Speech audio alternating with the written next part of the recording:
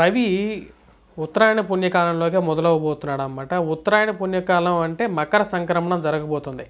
జనవరి 15 నుంచి ఫిబ్రవరి 15 వరకు రవి మకర రాశిలోనే ప్రయాణం చేయబోతున్నాడు. అంటే దాదాపు 30 రోజులు అన్నమాట. ఎందుకంటే రవి ప్రయాణం వచ్చేటప్పటికి 0.58 డిగ్రీస్ పర్ డే, అంటే ఒక రోజుకి 0.58 డిగ్రీస్ ప్రయాణం చేయబోతాడు. ఉత్తర భూగోళానికి ఉత్తర దిక్కున ప్రయాణం చేయబోతున్నాడు అన్నమాట. ఉత్తర దిక్కున స్టార్ట్ అవబోతున్నది. ఇది చాలా శుభదాయకంగా కూడా చెప్పచ్చు. ఉత్తరాయణ పుణ్యకాలం అనేది ఎన్నో పుణ్య కార్యక్రమాలకి కూడా నిలవ అన్నమాట. రవి అత్యంత శక్తివంతుడైనటువంటి గ్రహం. ఈ యొక్క రవి యొక్క ఆరాధన చేయటం వల్ల, సూర్యారాధన చేయటం వల్ల ఎంతో గొప్పది అని చెప్పేసి సాక్షాత్ శ్రీకృష్ణ భగవానుడు చెప్పాడన్నమాట. అంటే సూర్యుడి యొక్క గొప్పతనాన్ని శ్రీకృష్ణుడు చెప్పాడు. తన యొక్క సంతానానికి కూడా ఎప్పుడైతే క్షయవ్యాధికి గురైనటువంటి శ్రీకృష్ణుడి యొక్క సంతానానికి చెప్పడం జరుగుతుంది అన్నమాట. సూర్యారాధన చేయటం వల్ల అన్య రకాలైనటువంటి రోగాలకి దూరంగా జరగచ్చు అని చెప్పి శాస్త్రంలో చెప్పడం జరిగింది. సూర్యుడి యొక్క స్థానం అనేది కొన్ని స్థానాల్లో అనుకూలమైనటువంటి ఫలితాన్ని ఎక్కువగా ఇస్తాడు. మనం పూర్తిగా గమనించినట్లయితే 3, 6, 10, 11 స్థానాల్లో పూర్తి అనుకూలమైనటువంటి ఫలితాలుగా ఇవ్వడం జరుగుతుంది అన్నమాట.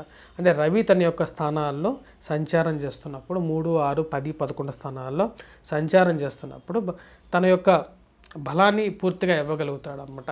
అంటే ముఖ్యంగా రవి ఎవరి జాతకంలో అయితే సరైన స్థానంలో ఉంటాడో, రవి మహర్దశ చాలామంది జాతకాల్లో అనుకూలంగా ఉండదు.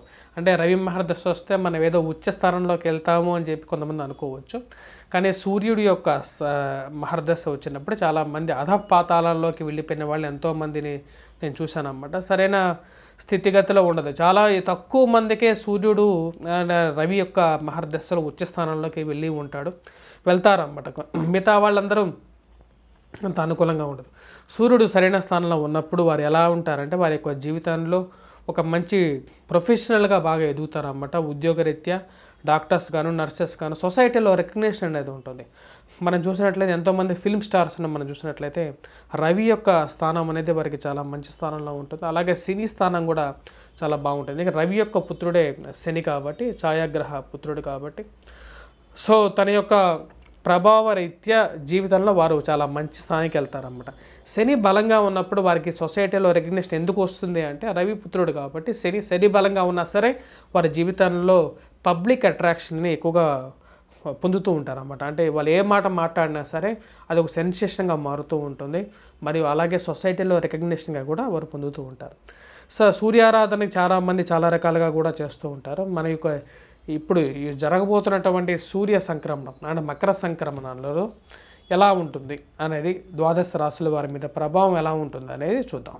మకర రాశి వారికి వచ్చేటప్పటికీ మిశ్రమమైనటువంటి ఫలితాలే గోచరిస్తున్నాయి.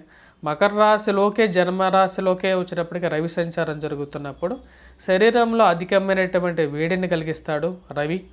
ఎందుకంటే రవి చాలా ప్రచండమైనటువంటి శక్తి కలిగినటువంటి ప్లానెట్ అన్నమాట. రవి ఎప్పుడైతే జన్మరాశిలోకి వచ్చినప్పుడు తన యొక్క గ్రహం అనేది బాడీలో వేడిని ఎక్కువ కలిగిస్తుంది, జ్వరపీడత్వాన్ని కలిగిస్తుంది అన్నమాట. జ్వరాన్ని కలిగిస్తుంది, అలాగే డబ్బుని ఎక్కువగా ఖర్చు పెట్టేటట్టుగా చేస్తుంది అన్నమాట. అంటే ధనక్షయకారకుడుగా కూడా తయారవబోతున్నాడు. అధికమైనటువంటి డబ్బు ఖర్చు, దాంతోపాటు శరీరంలో అనారోగ్యతను కలిగించే విధంగా ఉంది. జీవిత భాగస్వామితో కొద్దిగా మనస్పర్ధలు గురి అయ్యే విధంగా ఉంటుందన్నమాట. జన్మరాశిలో ఎప్పుడైతే రవి సంచారం చేసేటప్పుడు సప్తమాన్ని చూస్తాడన్నమాట. సప్తమాన్ని చూసినప్పుడు సప్తమం నుండి వివాహ కారకంగా కూడా అవుతుంది. సో ఈ పరిస్థితి ఎలా ఉంటుంది అంటే ప్రేమాభిమానాలతో ఎవరైతే దగ్గరగా ఉంటారో అంటే జీవిత భాగస్వామితో కానీ, ప్రేమ సంబంధితమైన వ్యవహారాలతో కలిసినటువంటి వ్యక్తితో కానీ చురుబురులాడటం, కోపాన్ని ఎక్కువగా ప్రదర్శించడం అనేది జరుగుతుంటుంది. సో తగు జాగ్రత్తలు తీసుకోవాలన్నమాట. ఈ యొక్క టైంలో కొద్దిగా ఇన్వెస్ట్మెంట్స్ విషయాల్లో కూడా జాగ్రత్తగా ఉండాలి. ఎక్కువగా అధికమైనటువంటి ఖర్చులు తగ్గించుకోవడానికి ప్రయత్నం చేయాలి.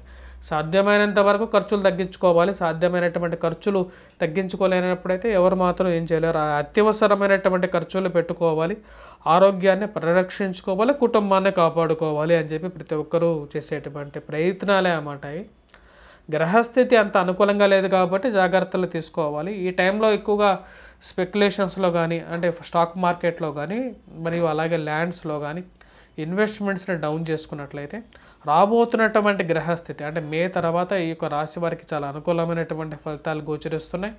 2023 కన్నా 2024 చాలా అనుకూలమైనటువంటి ఫలితాలు ఉంది కాబట్టి ఈ యొక్క రాశి వారికి మంచి అనుకూలమైనటువంటి ఫలితాలు అనేవి కనబడుతున్నాయి. కాబట్టి తగిన జాగ్రత్తలు తీసుకుంటూ ముందుకు వెళ్తే మంచి జీవితంలో మంచి ఉత్తీర్ణత సాధించగలుగుతారు తదుపరి సంవత్సరంలో. మీరు ఉద్యోగరీత్యా వ్యాపార రీత్యా కూడా ముఖ్యంగా ఎవరైతే ఉద్యోగస్తులు ఉన్నారో ఎవరైతే స్థానచలనం గురించి ప్రయత్నాలు చేస్తున్నారో వారికి కూడా ఇంక ఎక్కువ టైం పట్టే విధంగా ఉంటుంది.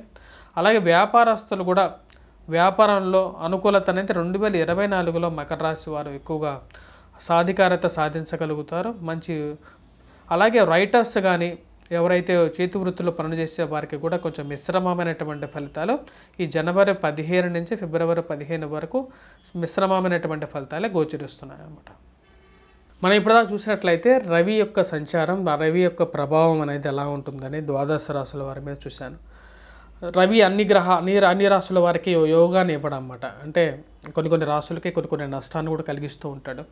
రవి యొక్క సంచారం అనేది రవి సరైన స్థానంలో లేనప్పుడు వాడి యొక్క ప్రభావం అనేది ఎలా ఉంటుందనేది కూడా మనం చూసాం. అంటే కొన్ని రాశులకి ధనక్షయకారకుడుగా ఉంటాడు, ఆరోగ్యాన్ని హరిస్తాడు. కొన్ని రాశులకు వచ్చేటప్పటికి చాలా ఉచ్చమైనటువంటి స్థితిలోకి తీసుకెళ్తాడు. మేషరాశి వారికి అనుకూలంగా ఉన్నప్పటికీ వృషభ రాశికి అనుకూలంగా లేదు, పక్క రాశి. మరి మీనరాశికి అనుకూలంగా ఉంటుంది. అలాగే ధనుస్సు రాశికి అనుకూలమైనటువంటి ఫలితాన్ని ఇవ్వట్లేదు.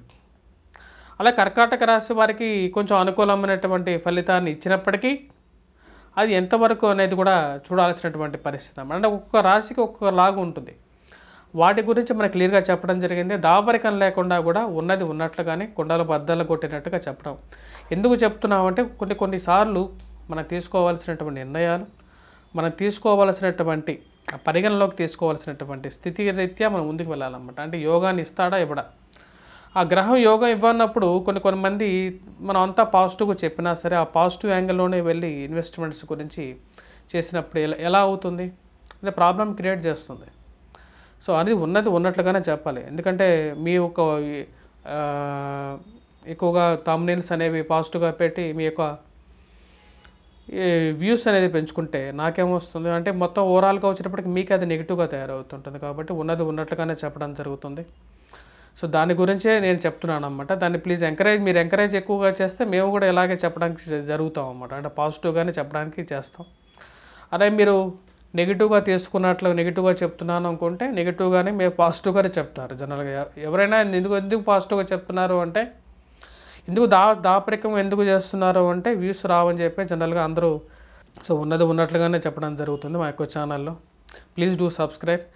మీ వ్యక్తిగత జాతకరీత్యా కూడా పరిగణనలోకి తీసుకొని అలాగే జ్యోతిష్యరీత్యా జాతకరీత్యా కూడా తీసుకునే సరే ఏదైనా ఒక కార్యక్రమం అనేది మొదలు పెట్టాలి. అంతేగాని గోచార రీత్యానే కాకుండా మీ వ్యక్తిగత జాతకరీత్యా తెలుసుకోవడానికి మా యొక్క నెంబర్లో సంప్రదించండి. మీకు వ్యక్తిగత అపాయింట్మెంట్ కావాలి అనుకుంటే తద్వారా ముందుకు వెళ్ళటం అనేది జరుగుతుంది అన్నమాట. స్వస్తి. Please do subscribe and share.